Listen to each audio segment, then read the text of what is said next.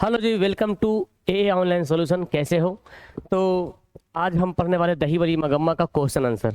तो ये video second video है। इससे पहले मैंने आपको दही वाली मगम्मा का लेक्चर मैंने पढ़ा दिया है, ठीक है ना। ये है क्वेश्चन आंसर। नेक्स्ट टाइम में मैं क्या करूँगा कि एक ही वीडियो में लेक्चर भी करा दूंगा, क्वेश्चन आंसर भी करा दूंगा, तो ज़्यादा बेस्ट होगा। अब देखिए, ये वीडियो अच्छा दिन के बाद आया, तो मैं कोशिश करूँगा कि एक ही वीडियो में क्या हो कि पूरा लेक्चर भी हो जाए चैप्टर का और उसका क्वेश्चन आंसर भी हो जाए, ठीक है। वन शॉर्ट वीडियो, ठीक है। तो अभी पहले चैप्टर 1 को पहले कंप्लीट करते हैं। तो याद है आप लोग को, पढ़े थे दही वाले मगम्मा, बहुत बेस्ट चैप्टर था। कन्नड़ कहानी मैंने आपको समझाया था उसके बारे में।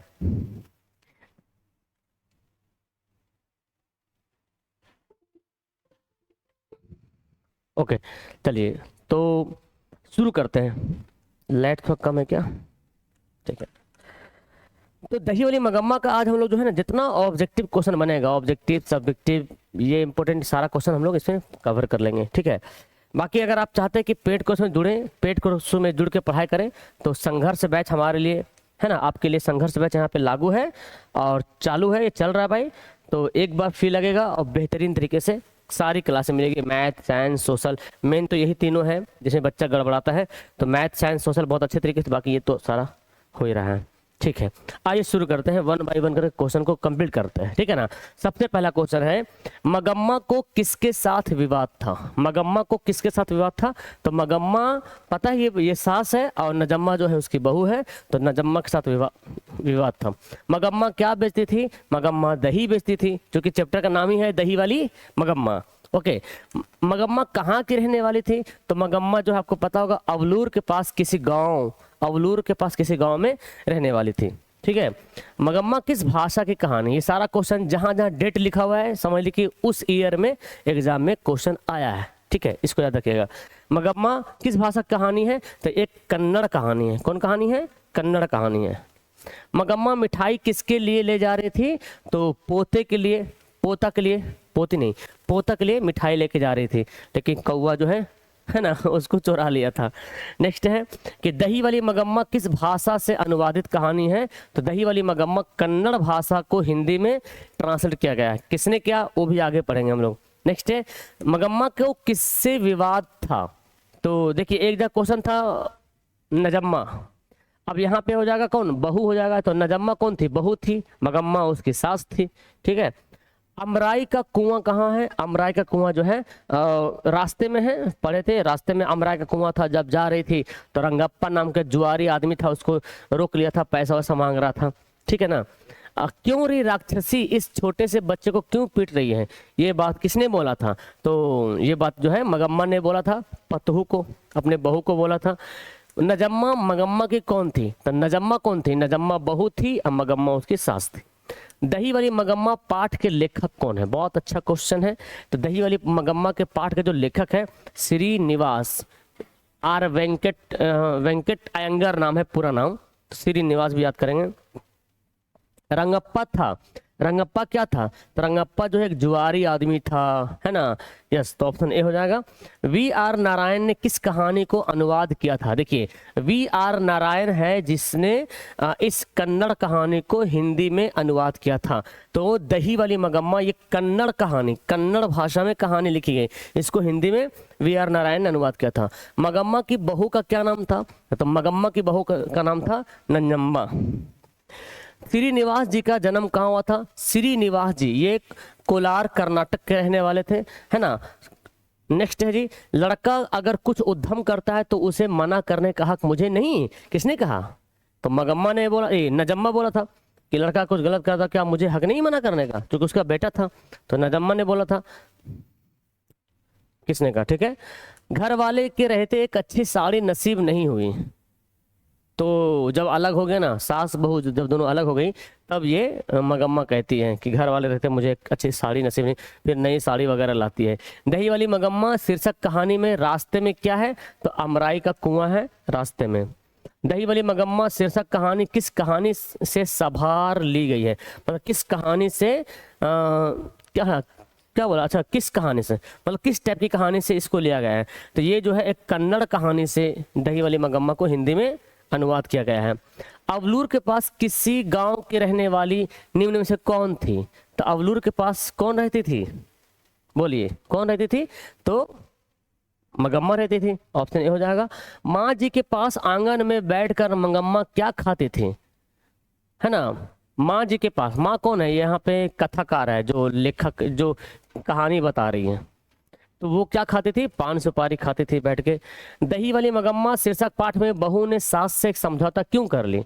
तो बहू ने क्या, क्यों मजबूरी में करना पड़ा? क्योंकि वह रंगप्पा था। सास जो है पैसे था उसके पास, बहुत सारा पैसा जमा कर रखी थी दही बेच के। और नजम्मा ये सोच रही थी कहीं रंगप्पा इससे कर्ज वगैरह ना मांग ले, तो मजबूरी में इसको जो है ना, फिर जो है समझौता करना पड़ा। अरे कहावत है, दवा करने से तो मसान ही जागता है। कथन किसका है? किसने कहा था? है ना, तो ये कहा था मगम्मा ने। ठीक है, आगे बढ़ते हैं। श्रीनिवास जी का पूरा नाम क्या है? इनका पूरा नाम है मास्ती वेंकटेश अयंगार। मास्ती वेंकटेश अयंगार इनका पूरा नाम है। श्रीनिवास जी का जन्म कब हुआ था? इनका जन्म हुआ था 6 जून 1891 में अवलूर, कर्नाटक। क्या नाम था? कर्नाटक में, है ना, कर्नाटक में एक जगह। मगम्मा कौन सा व्यवसाय करती है? तो मगम्मा जो है दही बेचती है। मगम्मा किस गांव की रहने वाली थी? मगम्मा जो है अवलूर के पास रहने वाली थी, अवलूर के पास किसी गांव की। मगम्मा किस साहित्य की सर्वाधिक प्रतिष्ठित रचनाकारों में से है? तो मगम्मा जो कहानी है ये एक कन्नड़ कहानी, जो कि बहुत फेमस कहानी है। ठीक है। कथावाचक मगम्मा को किस चीज के लिए पान सुपारी देती है? तो वो जब वो दही लाती है और जब मांगती है तो उसको 500 पारी देती है। मगम्मा के कहानी संकलन सन्ना कथेगुल को साहित्य अकादमी ने कब पुरस्कृत किया था? तो जो कहानी है मगम्मा, दही वाली मगम्मा जो कहानी है वो सन्ना कथेगुल एक कन्नड़ किताब है, कन्नड़ पुस्तक है। इसी पुस्तक से ये मगम्मा, दही वाली मगम्मा कहानी लिया गया है। तो एक किताब में कई कहानियां होती हैं, तो उससे ये मगम्मा कहानी ली गई है। तो इसकी वजह से इनको जो है साहित्य अकादमी पुरस्कार मिला था 1968 में। 1968 में साहित्य अकादमी पुरस्कार मिला था। मगम्मा ने कथावाचक को मर्दों को बस में रखने के लिए कितने गुर बताए, मतलब कितने तरीके बताए? तो पढ़िएगा। मगम्मा बोलती है कि कम से कम 3-4 गुर है, 3-4 तरीके हैं मर्दों को बस में कैसे रखा जाए। ठीक है। मगम्मा ने के बेटे ने अलग होने पर मगम्मा से क्या कहा? तो माँ बोलती कि तुम मुझे अलग करना चाहते हो, अलग रखना चाहते हो? तो बेटे बोला क्या, तुम्हारी मर्जी, तुम जहाँ रहना चाहो, है ना, अलग है तो अलग रहो, साथ में रहो। मगम्मा अलग होने के बाद अपने लिए कौन सी चीज सिलवाने की बात करती है? मखमल की ब्लाउज, है ना, जो कि पहले नहीं पहनी थी। रंगप्पा मंगम्मा से क्या मांगता है? देखिए रंगप्पा मिलता है और उससे जो है कर्ज मांगता है, क्योंकि रंगप्पा को मालूम है कि नजम्मा और मगम्मा में झगड़ा हो गया है और मगम्मा के पास पैसा है, दही बेचती तो पैसा पास में ही रखती है ना, इसीलिए उससे कर्ज मांगते हैं। बहू ने पोते को किसके पास नहीं जाने के लिए सिखाया था? तो दादी के पास मना किया था कि नहीं जाओ, लेकिन फिर बाद में सिखाना पड़ा उसको। मगम्मा जब दही बेचने जाती थी तो रास्ते में कुएं के पास कौन मिला था? कौन मिला था? रंगप्पा मिला था। 2 बार मिला था भाई, इसलिए वो डर गई थी। एक बार पैसा भी लेके जा रही थी कि जाके जहाँ जिसको माँ जी बोलती है वहां जाके जमा कर देंगे। बहू को देखकर मंगम्मा को कैसी लगती थी? जब वे अलग अलग रहती थी तो बड़ी सुंदर लगती थी, है ना। मगम्मा को मखमल का जैकेट पहनने पर सबसे पहले किसने टोका? तो गांव के एक लड़के ने टोका था कि आज मखमल का जैकेट पहने हैं। ठीक है। बारी किसे कहते हैं? बारी किसे कहते हैं? देखिए बहुत सारा कन्नड़ भाषा में, वैसे हम लोग भी बहुत जगह आपने सुना भी होगा बारी कि भाई देखिए, जैसे कि देखिए आप लिखा हो रोज आकर दही देना और महीने के बाद पैसे लेना, नहीं बोलते बारी चल रहा है, बारी है मेरे, अब मेरी बारी आ रही है। ठीक है, ऐसे बोलते हैं। तो मतलब जैसे दूध लाने जाते हैं तो बोलते या तो सप्ताह में पैसा दीजिए या महीने में पैसे दीजिए, उसको बारी कहते हैं। तो आपके गांव में भी दूध देने के लिए कोई आती होगी या दही, तो उसके ही बारी चलता है, चलो एक बार हफ्ता में देंगे, एक बार महीने में देंगे ऐसे। मगम्मा के अनुसार दवा करने से तो मसान ही जगता है, या किसके संदर्भ में कहा गया था? तो मगम्मा ने कहा था कि दवा करने से तो मसान ही जगता है। तो किसके संदर्भ में कहा था? तो पोते के वश में करने बहू को। हाँ, घर वाले को वश में करने के लिए, ठीक है ना। मंगम्मा ने बहू को ब्याह में कौन से गहने दिए थे? बहुत कुछ था, कर्णफूल, कड़े, झुमके, कान की जंजीर, कंठी, तगड़ी, क्या क्या है। बहू यानी कि नजम्मा के अनुसार घर चलाना किस काम का, यदि वह क्या ना कर सकें, यदि वह एक बच्चा, एक बात ना कह सकूं, एक थप्पड़ ना लगा सकूं, मतलब कि फिर हम घर में मतलब फिर हम जो है किस लिए माँ है, जब अपने बेटे को मार नहीं सके एक थप्पड़, कुछ बात नहीं बोल सके, जो उसका बेटा थोड़ा बदमाशी कर रहा था, ठीक है ना। मगम्मा के अनुसार घरवाली ऐसा करे तो घरवाला घर में किस तरह रहता है? तो बोलता कुत्ते की तरह रहता है। उसकी माँ बोलती है कि घरवाला ही ऐसे करे, घरवाली ऐसे करे तो घरवाला कुत्ते की तरह रहता है। मगम्मा के मन में किस बात को लेकर जान का खतरा होने का डर पैदा हो गया था? तो रंगम्मा का कर्ज, कौवे द्वारा मिठाई की पुड़िया ले जाना, मिठाई लेके जा रहा था पोते के लिए, कौवा पुड़िया उठा लिया, मतलब उड़ा ले गया। तो कहावत, पुराने लोग कहावत होता ना भाई कि अगर कौवा ने टच कर दिया, कौवा ने कर लिया तो फिर नहीं, कोई जान का खतरा नहीं। जैसे बोलते ना बिल्ली ने रास्ता काट दिया तो भाई अब पार नहीं होना है, पता नहीं कुछ खतरा है, वैसे ही। लेकिन कथावाचक समझाता है ऐसी कोई बात नहीं है। बहू ने पोते को पीटा था, क्यों?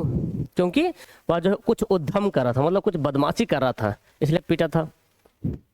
कथावाचक के अनुसार किसकी दशा पानी में खड़े बच्चे का पांव खींचने वाले मगरमच्छ की तरह है? अगर बच्चा पानी में खड़ा है तो पैर खींच लिया, ऐसा कौन कर सकता है? तो बोलता कि नजम्मा, मतलब बोला है कि किसकी दशा में खड़े बच्चे को पांव खींचने वाले मगरमच्छ की तरह है। तो मगर मतलब कथावाचक जो है नजम्मा को मगरमच्छ बोल रही है, ठीक है ना, जो पैर खींच ले और खाई में डुबा ले। लेकिन फिर दूसरा है कि कथावाचक के अनुसार किसकी दशा बच्चे को ऊपर से बांह पकड़कर बचाना है, और जो उसको बचा ले वो एक बहू के सास की जैसा होगा, तो मगम्मा, ये कथावाचक बोलती है, ठीक है। अंत में दही बेचने का काम किसने संभाल लिया? तो लास्ट में समझौता हुआ, है ना। बेटा उसका पोता को समझाया, पोता बार बार जाने लगा दादी के पास ताकि रंगप्पा उससे मिले नहीं, और लास्ट टाइम फिर क्या हुआ, फिर उसको समझौता करना पड़ा। फिर लास्ट टाइम जो है अंत में दही बेचने का काम जो है मगम्मा ने संभाल लिया। मगम्मा बोला ठीक माँ जी, हम ही दही बेचेंगे, है ना, दही मैं ही बेच लूंगी। तो लास्ट में मगम्मा ने दही बेचने का काम शुरू किया। तो ये हो गया आपका ऑब्जेक्टिव, इतना काफी है। अब आते हैं इसका सब्जेक्टिव क्वेश्चन। देखिए बोला गया मगम्मा अपने बेटे बहू से अलग क्यों हो गई? तो इसको पढ़ने के बाद और आपका क्लियर हो जाएगा सारी बातें। वैसे मैं लेक्चर में सारी बातें बताया हूँ। मंगम्मा की बहू नजम्मा अपने बेटे को खूब पीटती थी। इसी बात पर सास बहू में अक्सर झगड़े होने लगा। जब मंगम्मा ने अपने बेटे से शिकायत की तब उसने अपनी पत्नी की पक्ष लिया। इस रोज की कलह से बचने के लिए मंगम्मा अलग रहने लगी। तो वही बात है कि मंगम्मा की बहू नजम्मा अपने बेटे को पीटा, एक दिन खूब पीटती थी। हाँ मतलब कुछ बदमाशी करता था उसको पीटती थी। एक दिन बोल दिया अरे राक्षसी तुम पीटती हो, इसको मारती हो। तो हो गया, गुस्सा हो गया, लड़ाई झगड़ा हो गया होगा। अक्सर झगड़ा होने लगता था। बेटा आया, बेटा को शिकायत किया तो बेटा भी जो है अपना बीवी के पत्नी का पक्ष ले रहे, पत्नी का साइड ले रहा। लास्ट में इसी वजह से जो है ये जो रोज की जो झगड़ा फसाद हो रहा था, इससे बचने के लिए क्या हुआ, अलग रहने लगी। बहू ने सास को मनाने के लिए कौन सा तरीका अपनाया? अब बहू कैसे सास को मनाए? बहू को जब लगा कि जुआरी रंगप्पा उसकी सास से पैसे पर बुरी नजर रख रहा है तो उसने विवाद खत्म करने का फैसला किया। उसने अपने पोते को दादी के पास भेजे। पोते के प्रति मंगम्मा का प्रेम देखकर बहू ने सही समय देखकर अपनी गलती मानी और उसने समझौता कर लिया। तो मतलब सास बहू के बीच का समझौता असल में कराया तो पोता ही कराया है। देखिए एक तो पोता है कि माँ के लिए भी प्यारा है, और दादा दादी के लिए तो भाई पोता या पोती जो होती है दादा दादी के लिए तो भाई जान से प्यारे होते हैं, है ना। कितना कुछ हो जाए, कितना भी कुछ लड़ाई झगड़ा हो जाए, लेकिन पोता के लिए तो भाई प्यार दिल में हमेशा रहेगा, ठीक है ना। तो इसकी वजह से तो जब मैं नजम्मा को मालूम चला कि रंगप्पा जो है पैसा लूटने का पैसा मांग रहा, कर्ज मांग रहा, कहीं उससे पैसा लूट ना ले, पैसा मांग ना ले, तो फिर दोबारा कौन जुआरे से मुंह लगाएगा? भाई पैसा तो वापस करो, और वापस लौटाएगा भी नहीं। तो भेजने लगा पोते को, जाओ दादी के पास रहो, ताकि उसी में डिस्टर्ब रहे, बिजी रहे रंगप्पा से, रंगप्पा उसके पास नहीं आ सके। और उस तरह से होते होते दादी का प्यार पोते से और बढ़ता चला गया। इसी बहाने से एक मौका पाकर जो है निजामा ने माफी मांग ली। मंगम्मा का अपनी बहू के साथ किस बात को लेकर विवाद था? वही बात है कि मंगम्मा का अपनी बहू निजामा के साथ पोते की पिटाई को लेकर विवाद था। मंगम्मा ने बहू को पोते पीटने पर राक्षसी कहा दिया था। क्या कहा था? राक्षसी कहा दिया था, जिस पर बहू गुस्सा हो गई और बात इतनी बड़ी कि बहू ने मंगम्मा के बर्तन भाड़े अलग कर दिया कि जाओ तुम अलग रहो, राक्षसी कह दिया इसीलिए। रंगप्पा कौन था? वह मंगम्मा से क्या चाहता था? तो रंगप्पा उसी गांव का एक शराबी जुआरी था ना जी। रंगप्पा वही अवलूर के पास जो गांव था उसी गांव का एक शराबी जुआरी आदमी था। वह मंगम्मा से कर्ज लेना चाहता था। वह सास बहू के झगड़े का फायदा उठाना चाहता था, क्योंकि वह जानता था कि मंगम्मा के पास जमा पूंजी है। जान रहा था कि मंगम्मा दही बेचती है तो पैसा वैसा जमा किया होगा। अब जो है दोनों तो सास बहू अलग हो गई है, तो सास के पास पैसा होगा पहले से, तो सोचा कि चलो कुछ मतलब लालच दे के कर्ज वगैरह मांग लेते हैं, है ना। दही वाली मंगम्मा कहानी का कथावाचक कौन है, उसका परिचय दीजिए। इस कहानी के कथावाचक श्रीनिवास है। श्रीनिवास ही जो है कहानी बोल रहे हैं, श्रीनिवास जी है। इनका वास्तविक नाम मास्ती वेंकटेश अयंगार है। इनका जन्म 6 जून 1891 को कोलार कर्नाटक में हुआ था। वे कन्नड़ साहित्य के प्रतिष्ठित रचनाकार है, जिसे ज्ञानपीठ पुरस्कार भी प्राप्त हो चुका है। मतलब ये बोल रहे हैं कि दही वाली मंगम्मा कहानी का कथावाचक कौन, इसके बारे में बताइए। तो कौन है दही वाली मंगम्मा जो कहानी कौन बता रहा हमें? तो कहानी जो बता रहा है उसका नाम है श्रीनिवास, जिसका पूरा नाम है मास्ती वेंकटेश अयंगार। 6 जून 1891 को इनकी पैदाइश हुई थी। इनका जन्म हुआ था कोलार कर्नाटक में, है ना। और बहुत ही कन्नड़ भाषा के बहुत ही प्रतिष्ठित, बहुत फेमस जो है कलाकार है, रचनाकार है, बहुत फेमस जो है लेखक बोल सकते हैं इसको, जिसको जो है 1968 में ज्ञानपीठ पुरस्कार भी प्राप्त हुआ था। इतना लिख दीजिएगा, काफी है। मंगम्मा का चरित्र चित्रण कीजिए। मतलब मंगम्मा के बारे में, उसका पूरा कैरेक्टर के बारे में बताना है। मंगम्मा इस कहानी की मुख्य पात्र है। वह एक स्वावलंबी महिला है, मतलब क्या बोलते हैं उसको, सेल्फिश टाइप का, अपने बात को ज़्यादा मनवाना, ऐसा कुछ मान लीजिए। स्वावलंबी मतलब ये होता है कि अपनी बातों को मानने के, अपनी बात को मनवाने वाला। जो दही बेचकर जीवन यापन करती है और पैसे बचाती है। वह भोली, सहृदय और अपने पोते से बहुत प्रेम करने वाली महिला है। जुआरी रंगप्पा के प्रयास के बावजूद वह अपने सतीत्व और कर्मनिष्ठा को बनाए रखती है। वह भारतीय नारीत्व का प्रतिनिधित्व करते हैं। तो मंगम्मा जो है एक कहानी का मुख्य पात्र मंगम्मा ही है। मेन कहानी का मेन रोल मंगम्मा का है। और एक स्वावलंबी महिला है, यानी कि अपने दम पे कुछ करने का, कुछ जीने का, करने का, किसी के भरोसे नहीं रहने का। वह दही बेचती है, जीवन उसी से गुजारती है ना। पैसा जमा बचाती है, रखती है। बहुत भोली है, सहृदय, बहुत अच्छी हृदय वाली है। पोते से बहुत प्यार करती है। रंगप्पा जो है जुआरी, उसके प्रयास करता कि पैसा लूट ले उससे, लेकिन जो है वो अपने को एक स्टेबल बनाती है, सतीत्व और कर्मनिष्ठा को बना रखे, मतलब उसके जाल में नहीं फंसते हैं। एक भारतीय नारी होने का एक सबूत मिलता है। रंगप्पा कौन था ये तो बता दिए। उसी गांव का जुआरी, एक शौकीन तबीयत वाला जुआरी था जो शराब भी पीता था।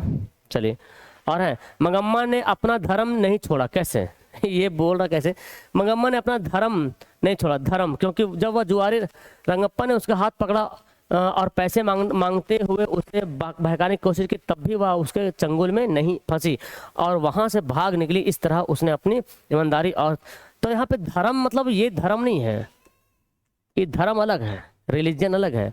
मतलब ये बोला कि जो बातें हैं, मतलब जो महिला होने का जो गरिमा है ना, वो यहाँ पे क्या किया, रंगप्पा ने उसको हाथ पकड़ लिया पैसे मांगते मांगते, लेकिन उसकी बातों में उसको चंगुल में नहीं आई वो, है ना, उससे बच के निकल गई।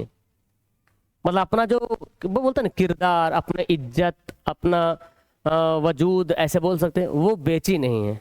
ऐसा नहीं कि हाँ अपना पूरा जो इज्जत बेच दिया या तो अपना किरदार खत्म कर दिया, कैरेक्टर लेस हो गया, ठीक, अपना ज़मीर बेच दिया बोलते हैं ना, तो ऐसा नहीं किए। वही वो धर्म नहीं छोड़ा, मतलब अपना आपको एक महिला होने का जो एक अच्छी महिलाएं का जो परिभाषा होता है उसको छोड़ा नहीं, उसको पूरा किया। और रंगप्पा ने जब उसको हाथ ही पकड़ा था, लेकिन वो जो है बहकाने की कोशिश की, लेकिन उसने भी बहका नहीं, चंगुल में उसके नहीं आया और वहां से भाग निकली, ठीक है ना। तो इस तरह से जो है ईमानदारी, चरित्र की भी रक्षा की, अपना कैरेक्टर को बचाई है। मंगम्मा की बहू ने विवाद निपटाने में पहल क्यों की? तो क्यों की भाई? वही बात है कि मगम्मा की बहू ने विवाद निपटाने में पहल इसलिए की क्योंकि उसे डर था कि कहीं मगम्मा के पास जमा पैसा कोई दूसरा ना ले ले, खासकर रंगप्पा। बहू ने सोचा कि सास का पैसा परिवार में ही रहना चाहिए, इसलिए उसने चतुराई से समझौता कर लिया। तो सास के पास पैसा था, बहू ने सोची भाई कहीं रंगप्पा उड़ा ना ले जाए मेरा सास का पैसा। तो सोचा कि भाई सास का पैसा ऐसा हो, सास बूढ़ी है, मरेगी तो घर में घर वाले का ही काम आए, और ऐसे को ले लेगी तो कोई मांग लेगा तो उसमें कोई काम नहीं आएगा। इसीलिए जो है अपना क्या पहल किया। इस तरह से हमारा जो ये चैप्टर समाप्त हो गया। ठीक है, अब सारे बच्चों से मैं कहूँगा कि अगर आप चाहते हैं कि ये तो आपका लैंग्वेज हो ही रहा है पूरा, अगर आप चाहते हैं कि मैथ साइंस सोशल एकदम अच्छे से पढ़ाई करें, वैसे तो सारी कुछ पढ़ाई इंग्लिश भी हो रही है ना, उर्दू संस्कृत हिंदी सब हो रही है। मैथ साइंस सबसे ज़्यादा प्रॉब्लम बच्चों को इसी में होता है, मैथ साइंस सोशल इसी में प्रॉब्लम होता है। लैंग्वेज तो बच्चा कर ही लेता है जैसे भी करके, इसी में प्रॉब्लम होता है। अगर अच्छा से पढ़ना चाहते हैं, अच्छा नंबर लाना चाहते हैं तो पॉसिबल है, आप 450 नंबर ला सकते हैं, ये पॉसिबल है। कैसे पॉसिबल है भाई? तो आपको हमारे एप्लीकेशन में जुड़ना पड़ेगा, ए ऑनलाइन सॉल्यूशन में। ए ऑनलाइन सॉल्यूशन ऐप में आपको जुड़ना पड़ेगा, और एक बार लगेगा 599 रुपया, जहाँ पे सारा सब्जेक्ट मिलेगा, इसका पीडीएफ मिलेगा, सब सब्जेक्ट का PDF, notes, objective, subjective, A to Z. Last में क्रैश कोर्स यानी कि रिवीजन क्लास भी आपको फ्री में मिलेगा, अलग से पैसा नहीं लगेगा। तो आप जुड़िए और हमें पढ़ाने का मौका दीजिए। ठीक है ना, नंबर यहाँ पे दिख रहा है, इस नंबर पे कॉल कीजिए, या तो फिर डायरेक्ट ऐप को डाउनलोड करके भी ज्वाइन कर सकते हैं, या एक बार कॉल कर लीजिएगा, ज़्यादा अच्छा रहेगा। मैसेज कर लीजिए, व्हाट्सएप पे कॉल कर लीजिए, बात कर लीजिए, तब जाके आप ज्वाइन हो जाइए। ठीक है, तो मिलता हूँ फिर नेक्स्ट वीडियो में। और ये वीडियो कैसी लगी एक बार अपना प्यारा सा कमेंट जरूर कर देना। Okay, bye.